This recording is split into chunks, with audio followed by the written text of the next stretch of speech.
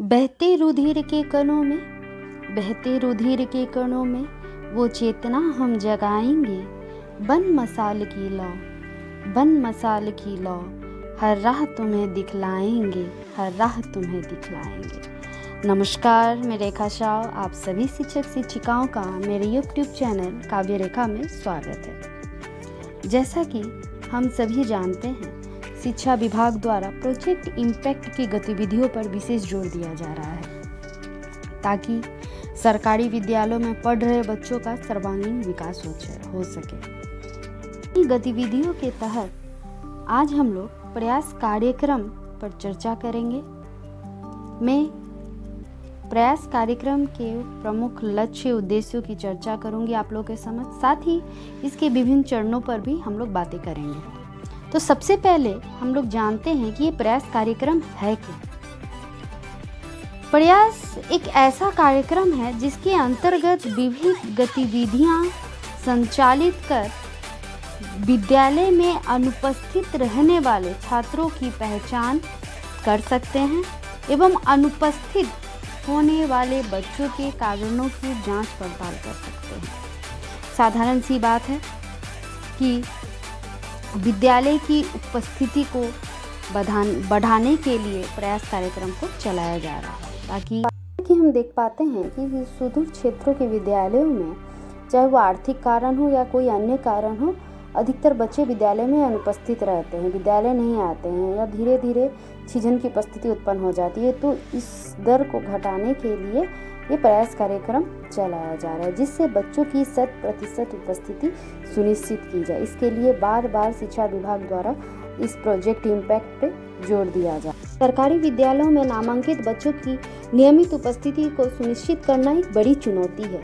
इस चुनौती का सामना पूरे शिक्षा तंत्र को एकजुट होकर करना होगा, तभी ये संभव है। इस दिशा में केवल समुदाय, शिक्षक और सभी साधन सेवियों की भूमिका महत्वपूर्ण होगी।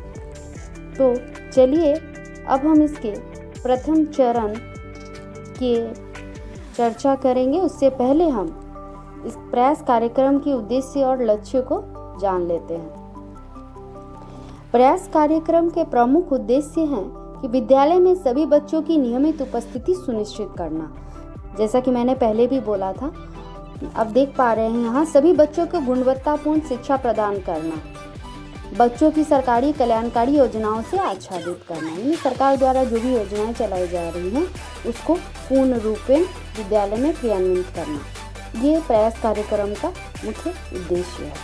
अब इसके लक्ष्य की बात करें तो देखिए यहाँ पे बताया जा रहा है कि शैक्षणिक सत्र के प्रथम 3 माह में ट्रांजिशन का सत्यापन, अर्थात ये 3 महीने में हमें ये वेरीफाई कर लेना है कि विद्यालय में जो भी बच्चे नामांकित है उनकी उपस्थिति 100% है या नहीं। अगर जो बच्चे अनुपस्थित हैं वो किन कारणों से अनुपस्थित है या विद्यालय नहीं आ पा रहे हैं, इसकी जांच पड़ताल भलीभांति कर लेना है और ये वेरीफाई कर लेना है कि कौन से बच्चे ऐसे हैं जो जिनकी उपस्थिति अधिक है और कौन ऐसे हैं जिनकी कम है या उससे भी कम है। तो इस तरह से 3 कैटेगरी विद्यालय में बच्चों के उपस्थिति का सत्यापन करते हुए सितंबर माह तक ये 100% सुनिश्चित करना है कि जिन बच्चों का नामांकित नहीं हो पाया है उनका भलीभांति रूप से नामांकन हो जाए, ठीक है, जिससे सितंबर तक उनका छिजन दर 0 हो। अब आगे हम लोग चर्चा करेंगे कि इस उपस्थिति को बढ़ाने के लिए क्या क्या किया जा सकता है।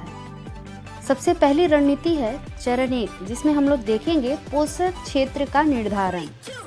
पोषक क्षेत्र का निर्धारण यह आवश्यक है कि शिक्षक हो, अभिभावक, बच्चे, समुदाय तथा शिक्षा विभाग के जो भी पदाधिकारी हैं उनका ये उत्तरदायित्व होगा कि वो जो भी पंजी है, शिशु पंजी है, रजिस्टर्ड है, उसमें जिन बच्चों का नामांकन किया जा चुका है उसको ध्यान में रखना है और प्रखंड कार्यक्रम पदाधिकारी बीआरपी सीआरपी द्वारा विद्यालय प्रधानाध्यापक, शिक्षक एवं प्रबंध समिति के सदस्यों के साथ विचार विमर्श कर एक विचार विमर्श कर प्रखंड शिक्षा प्रसार पदाधिकारी के द्वारा एक अंतिम निर्णय लिया जाएगा, जिससे इन विद्यालय टोले मोहल्लों को इन्हीं सरकारी और सरकारी सहायता प्राप्त विद्यालयों के साथ टैग करते हुए एक पोषक क्षेत्र का निर्धारण किया जाएगा।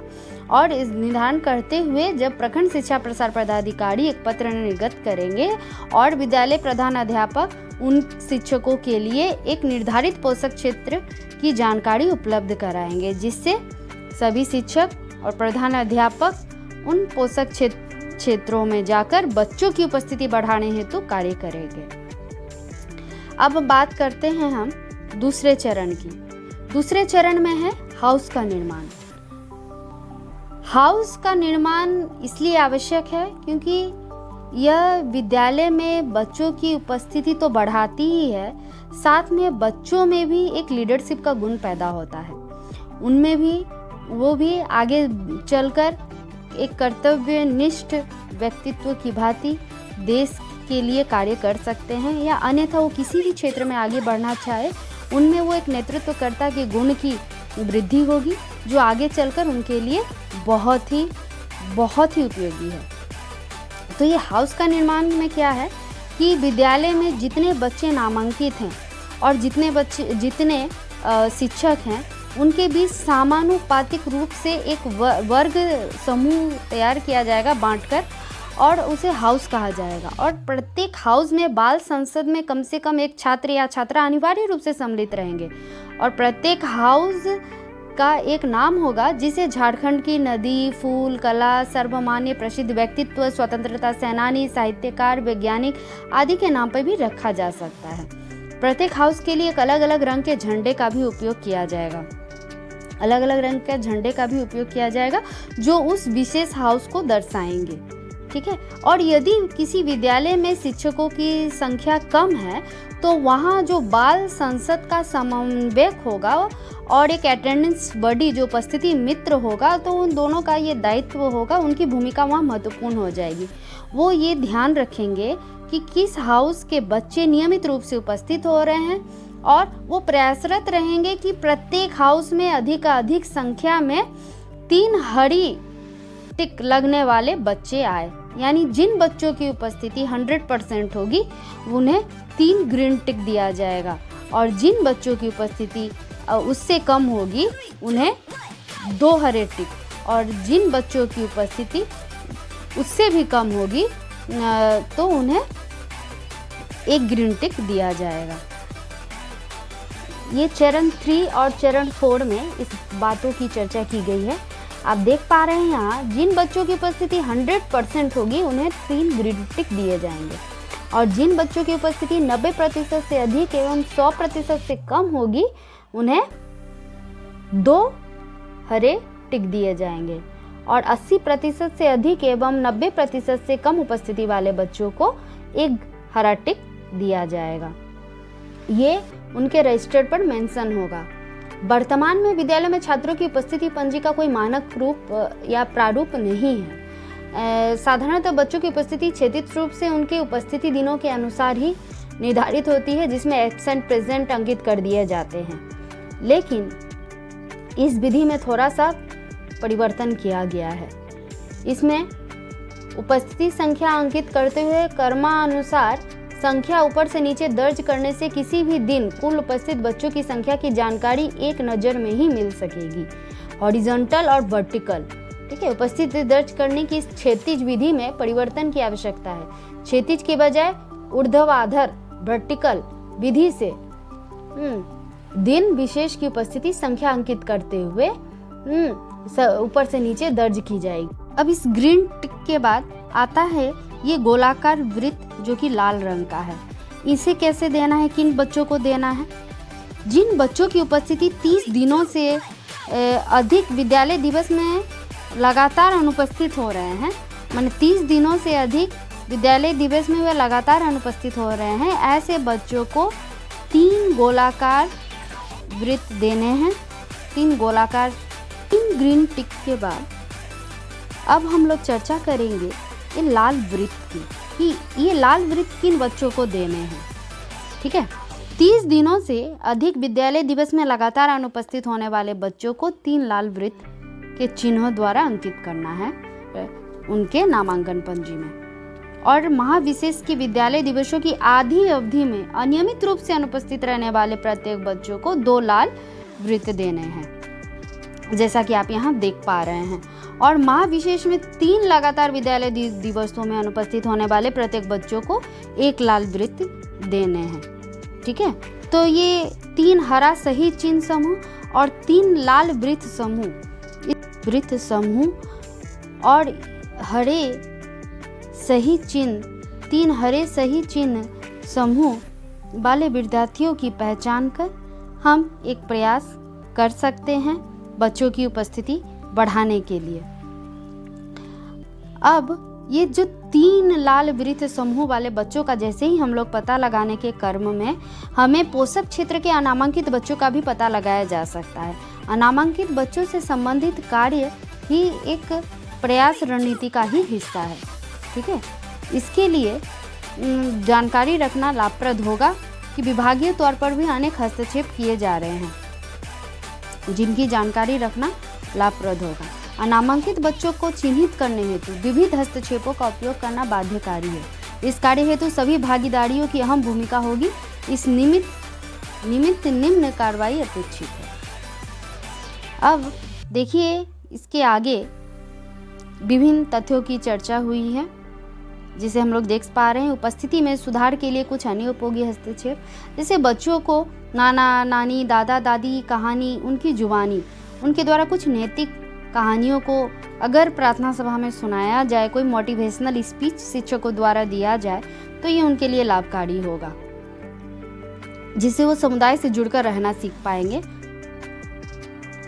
आगे देखिए, आगे है कि 10 बस्ता रहित विद्यालय दिवस। ठीक है, ये एनसीईआरटी द्वारा 10 बस्ता रहित विद्यालय दिवस विद्यालयों में वर्ग 1 से 8 तक लागू किया गया है। इन बस्ता रहित दिनों का उद्देश्य बच्चों की खुशी से सीखने के लिए प्रेरित करना है। ये अवलोकन आधारित सीखने की क्षमता और अभ्यास के दायरे का निर्माण करता है तथा समुदाय की सहभागिता की समझ, परस्पर निर्भरता, व्यवहारिक अनुप्रयोग तथा स्थानीय व्यवसायों के माध्यम से श्रम की गरिमा की महत्ता को विकसित करता है। बस्ता रहित विद्यालय दिवस में बच्चों को शैक्षणिक क्षेत्र भ्रमण, प्राकृतिक अन्वेषण, खेलकूद, प्रयोग, सामुदायिक साक्षात्कार एवं सर्वेक्षण आदि से जोड़ा जाता है। साथ ही राष्ट्रीय शिक्षा नीति 2020 में निहित प्रावधान के आलोक में व्यावसायिक क्षेत्रों में भारतीय कला एवं कारीगरी की भूमिका सुनिश्चित की जानी है। इसके अतिरिक्त सतत अनुश्रवण भी बहुत जरूरी है। एक अनुश्रवण के विभिन्न स्तरों पर भागीदारी की क्या भूमिका होनी चाहिए, इसको भी सुनिश्चित करना है। प्रधान शिक्षक शिक्षिका की क्या भूमिका होती है, ये भी इसके अंतर्गत दिया गया है।